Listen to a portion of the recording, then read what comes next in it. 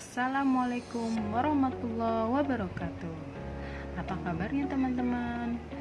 Alhamdulillah luar biasa, tetap semangat. Allahu Akbar. Bertemu lagi dengan Miss Ima pada pembelajaran tematik.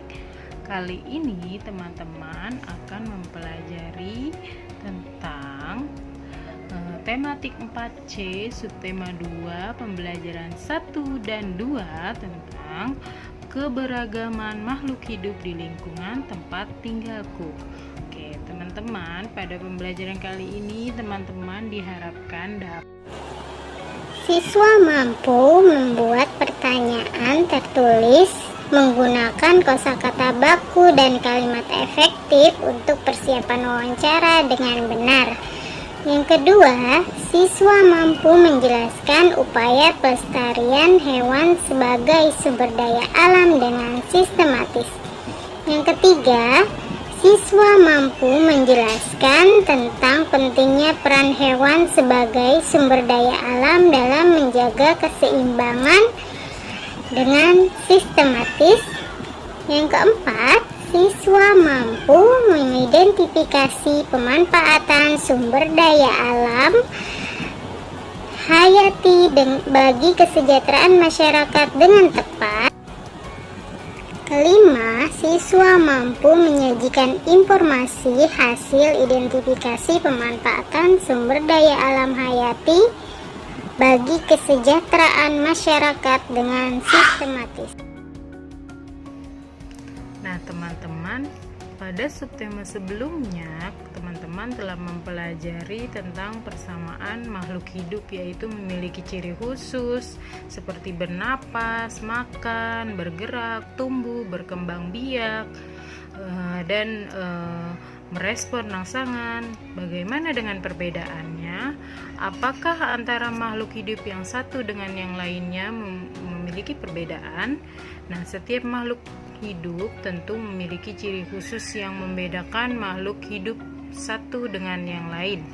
Hal ini yang membedakan antara makhluk hidup dengan yang lainnya seperti bentuk, ukuran, warna, tempat hidup. Nah, perbedaan antara makhluk hidup menyebabkan adanya keberagaman atau yang disebut dengan keberagaman hayati. Berikut kita simak beberapa macam hewan langka di Indonesia. Berikut 5 hewan asli Indonesia yang terancam punah. Terdapat 2 spesies harimau endemik di Indonesia, yakni harimau Sumatera dan Bali. Namun harimau Bali telah dinyatakan punah sejak 1937. Dan harimau Sumatera saat ini diperkirakan hanya berjumlah 500 ekor saja.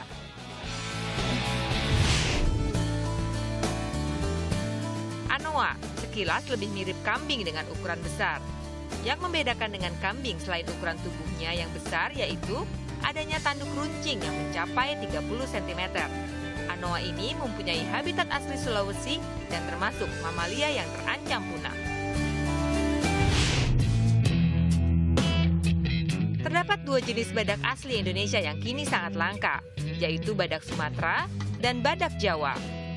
Namun populasi badak Jawa lebih sedikit dari badak Sumatera, yakni hanya mencapai puluhan ekor saja. Kakatua jambul kuning. Burung berjambul kuning ini merupakan salah satu dari 6 spesies kakatua yang terdapat di Indonesia. Burung berparuh bengkok ini mempunyai ciri khas bulu putih yang menutupi hampir seluruh tubuhnya dan jambul yang berwarna kuning. Burung berjambul kuning ini menjadi salah satu spesies yang berstatus kritis atau satu tingkat di bawah status punah. Terdapat 2 jenis orang utan asli Indonesia, yaitu orang utan Sumatera dan orang utan Kalimantan. Populasi orang utan Sumatera diperkirakan hanya sekitar 6.500 ekor saja. Populasinya ini lebih jauh sedikit dari saudaranya orang utan Kalimantan. Demikian 5 hewan asli Indonesia yang terancam punah. Semoga dapat menyadarkan kita begitu pentingnya alam yang diantaranya melindungi populasi hewan dengan tidak memburunya dan tidak menangkapnya untuk dijadikan binatang peliharaan atau untuk dijual. Mari kita lestarikan satwa Indonesia. Nah, teman-teman, ada salah satu cara yang bisa kita lakukan untuk menjaga kelestarian hewan dengan cara membuat poster. Nah, apa itu poster? Poster adalah lembar-lembar pengumuman yang dipasang di tempat umum atau berupa pengumuman atau dalam bentuk iklan. Sebuah poster biasanya berisi gambar atau tulisan yang dipasang di tempat-tempat yang mudah terbaca oleh masyarakat umum.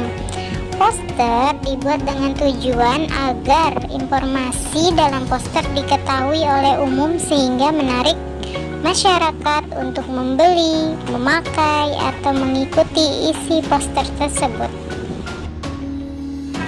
Tidak seperti pengumuman lainnya, poster memiliki identitas sendiri sesuai dengan ciri-ciri yang dimilikinya, termasuk bahasa yang digunakan. Bahasa yang ada dalam poster harus memiliki unsur-unsur sebagai berikut. Bahasa poster harus berupa bahasa yang singkat, padat, jelas, serta memiliki daya pikat.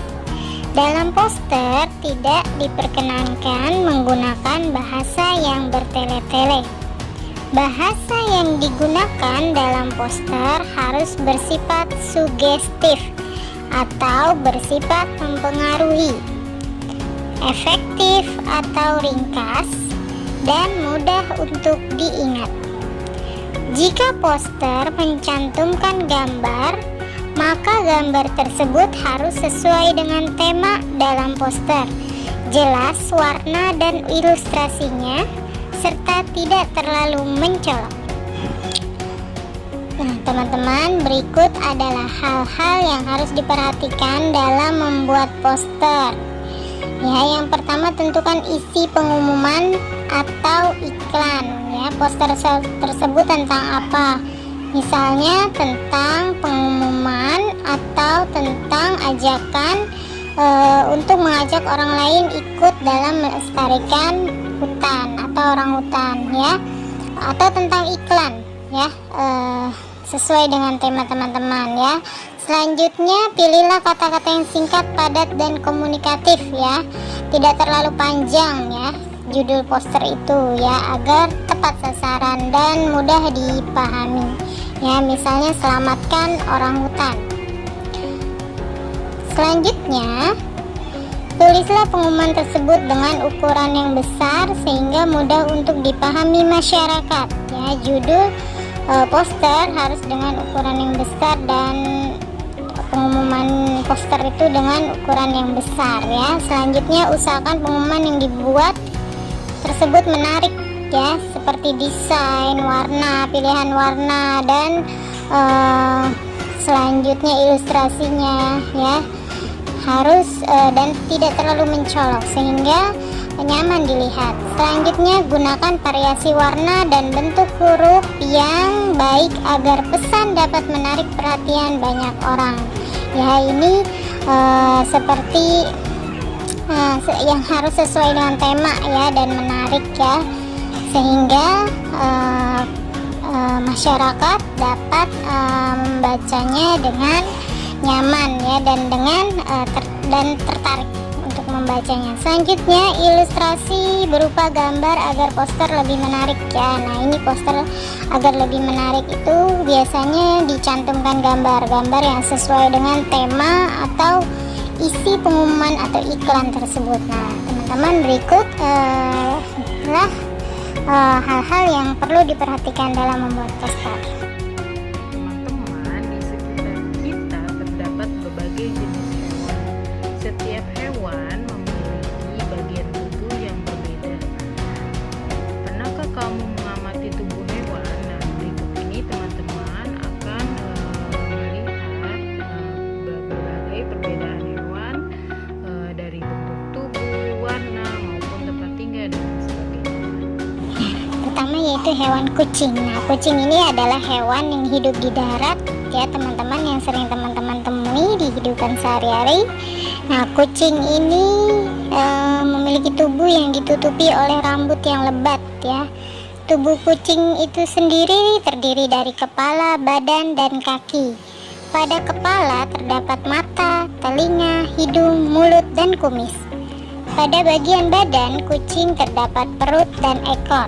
Nah, ekor kucing ini berguna untuk keseimbangan tubuhnya. Nah, kucing juga memiliki 4 kaki. Nah, setiap kaki memiliki 4 jari dengan kuku yang tajam atau cakar.